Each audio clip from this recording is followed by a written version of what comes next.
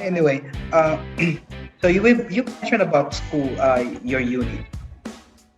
How how how do you say? How did the process of applying for a uni abroad or overseas, was it difficult during your Uh, time?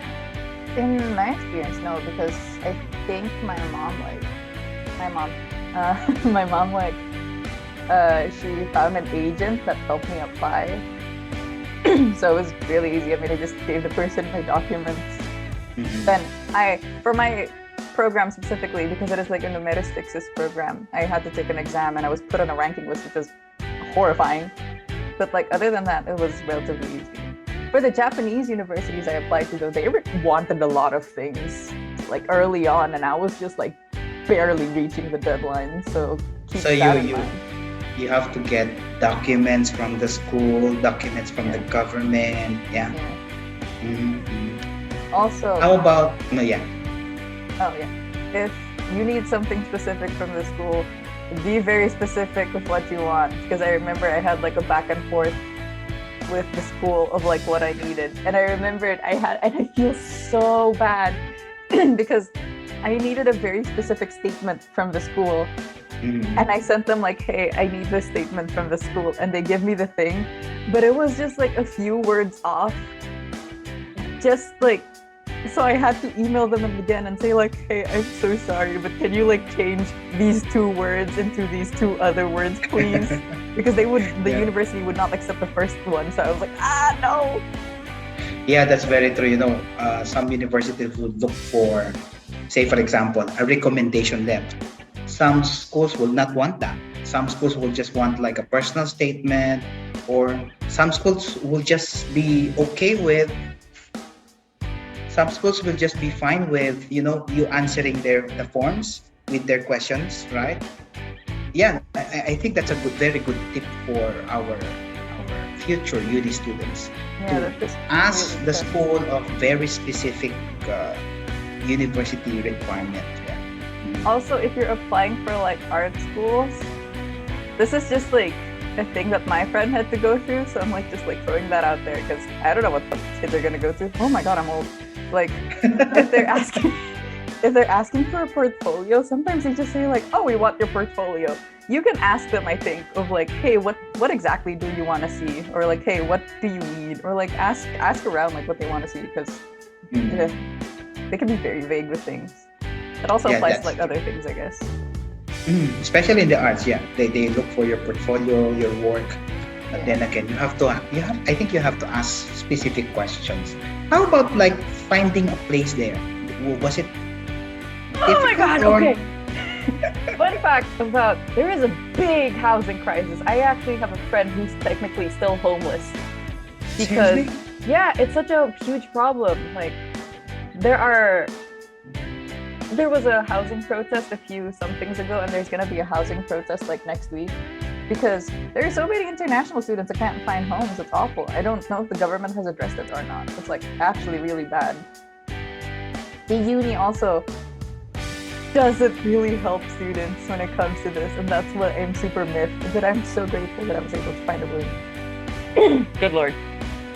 Yeah, I was able to find a room just like I don't even know how it happened. God looked down on me and said, "Here you go." So It's cool. So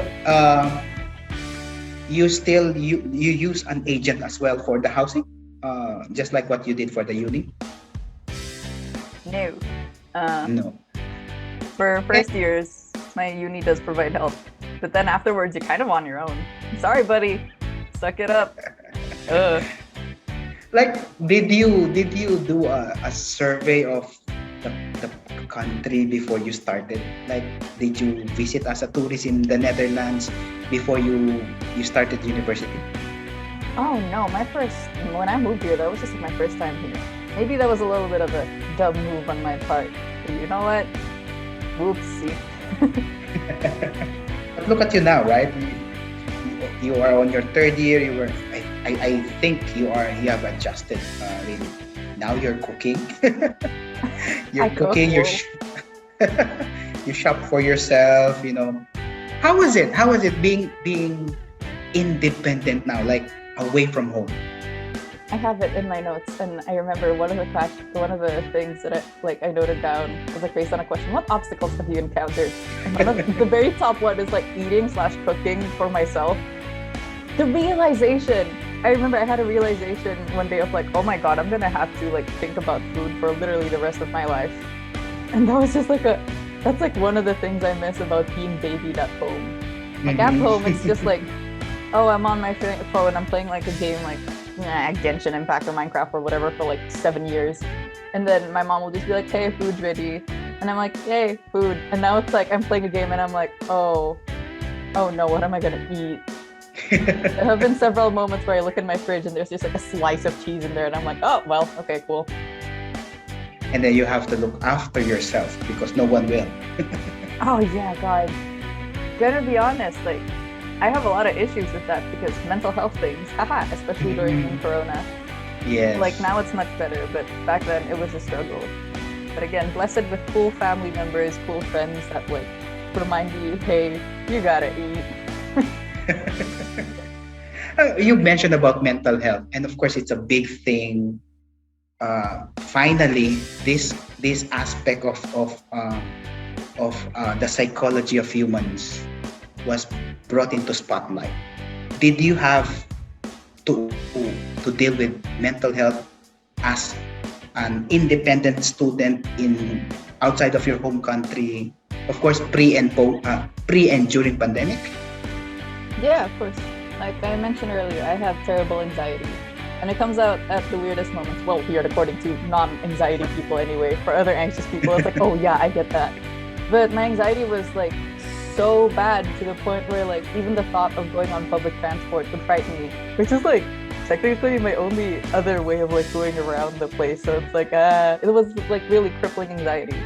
But I don't know what happened to me, but like something changed in my mind one day and I was okay with it. I'm lying, I went to therapy.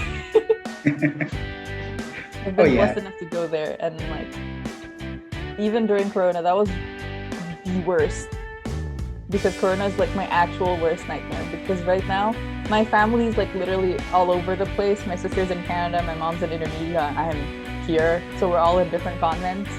So Corona happening was my worst nightmare because my worst fear was like, what if something happened to the world and like my family's all across the world and I can't do anything if anything happened to them. So that was a fun time for my poor mental health that was already like bad, and then that happened and I was like,